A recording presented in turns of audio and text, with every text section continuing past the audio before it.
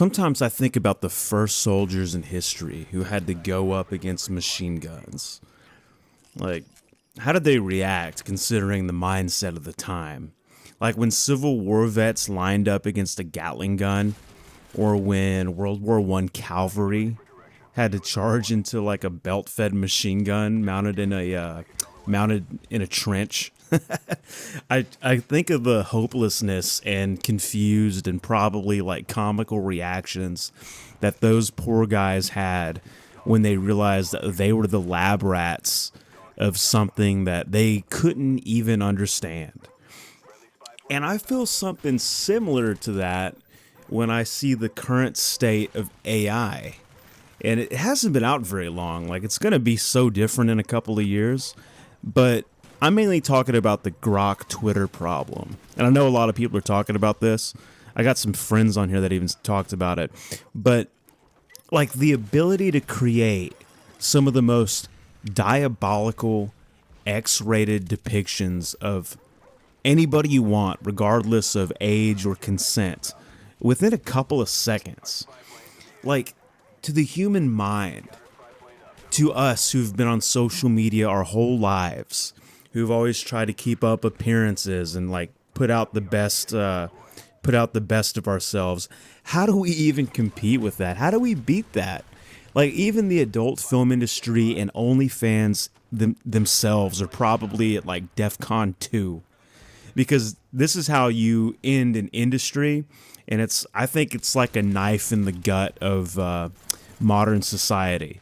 I'm not saying like a world ender or anything, but I think life as we know it is going to be very different, like similar to what happened back in the 60s with the free love Woodstock stuff, when you get birth control and abortion and all that. Like, the world we live in right now compared to 1930 is a completely different world. And I think we're about to go through one of those changes again.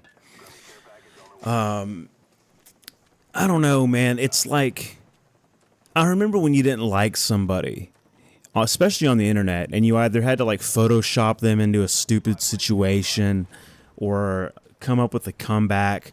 Now you can just generate them eating a glizzy with donut glaze on their head. Like, I was at even my in-laws are like figuring this stuff out. I was at a party with my fiance's family, and I'm sitting with all the guys, and I'm like the youngest. Everyone else is like in their 40s.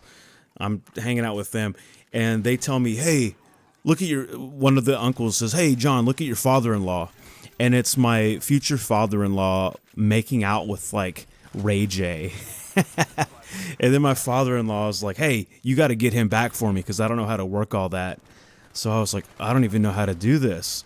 But within 5 minutes, I had a video of the uncle that made the video of my father-in-law. I had a video of that uncle in a glizzy eating competition with like 4 well-endowed Nubian gentlemen. And I was like, holy crap, dude, this is like really funny. But like, my brain didn't even want to think of the wider implications of this power.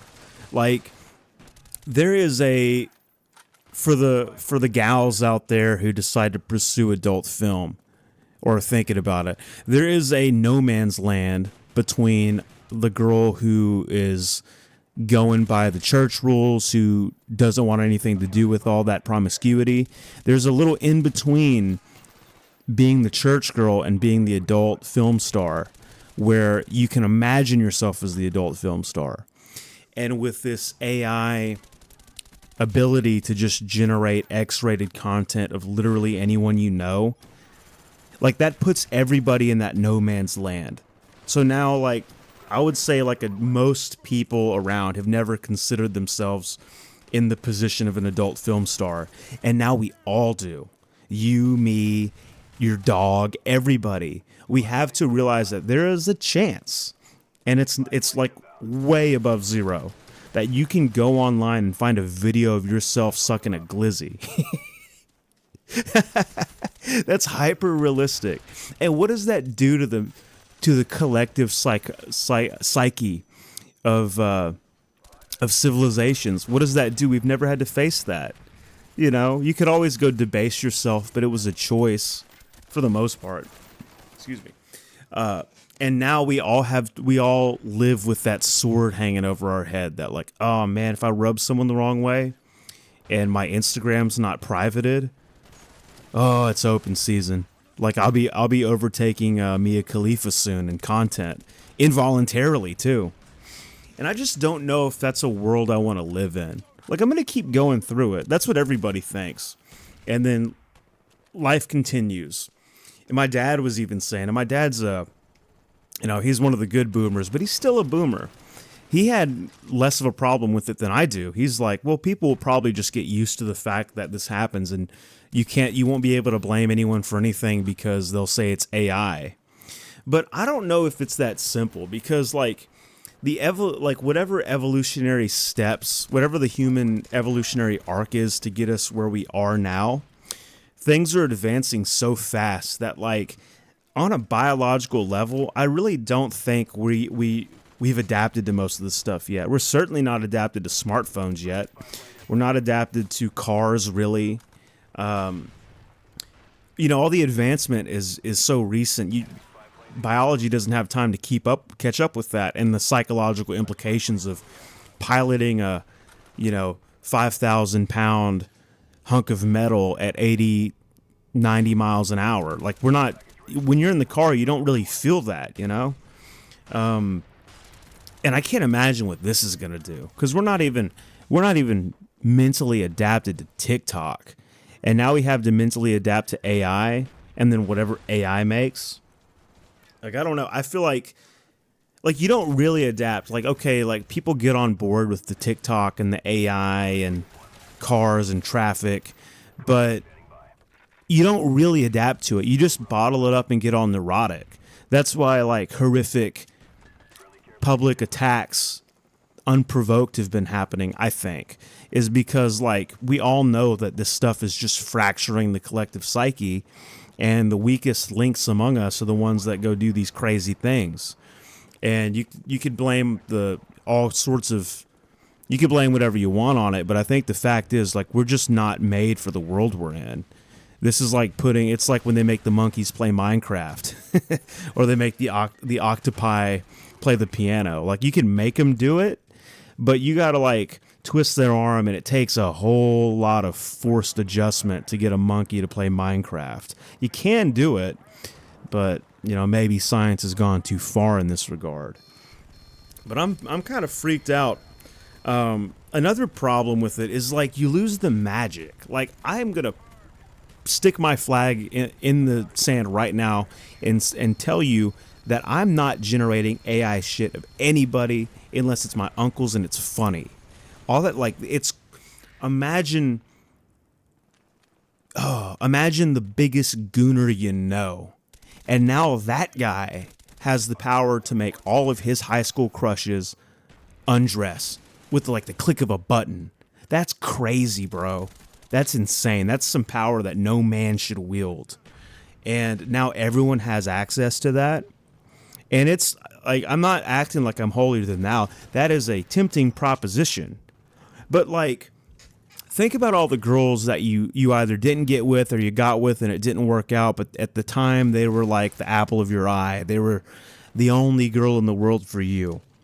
And those memories mean something. Even though you go off, you get married, you start a real life, the memories of the old crushes and the girls that could have been, they fuel you in a way, like they add something to life. They keep you tethered to the like the wonder and the blood flow of being young, even when you slow down as an adult. And to be able to take those memories and just undress them at will, I don't think that's good for people. I think that's gonna really mess people up. Because you talk to old guys and they always talk about some sweetheart from high school that, oh, she kissed me behind the barn, she kissed me when I got her a 5-cent soda pop and I never saw her again because she had to move to New Jersey. I wonder where that girl's at. It's like now, when we're old people, You can go find younger pictures of that girl on Facebook and then grok them into horrific situations. What does that do to like your self-image? What does that do to that magical part of your mind that links you to the fun exuberance of youth? It just destroys it. It just turns it into slop. It turns it into gooey, gross, hormonal slop. And like, powered by AI. You got to put that in there, like every app. Powered by AI. Destroying your most cherished memories. Powered by AI. Like, you remember that song Centerfold, that Boomer song, that da da da da da da da da da da. Like, this is like that raised to some excruciating level. Oh boy, what are we gonna do with it? I want to know what you think. Like, this is a serious problem, and no one knows what's going on. Even the people making the AI don't really know where this is gonna go. So we're all I would say we're all equally qualified to talk about where this goes, how this changes the course of humanity. I want to know what you think, so let me know.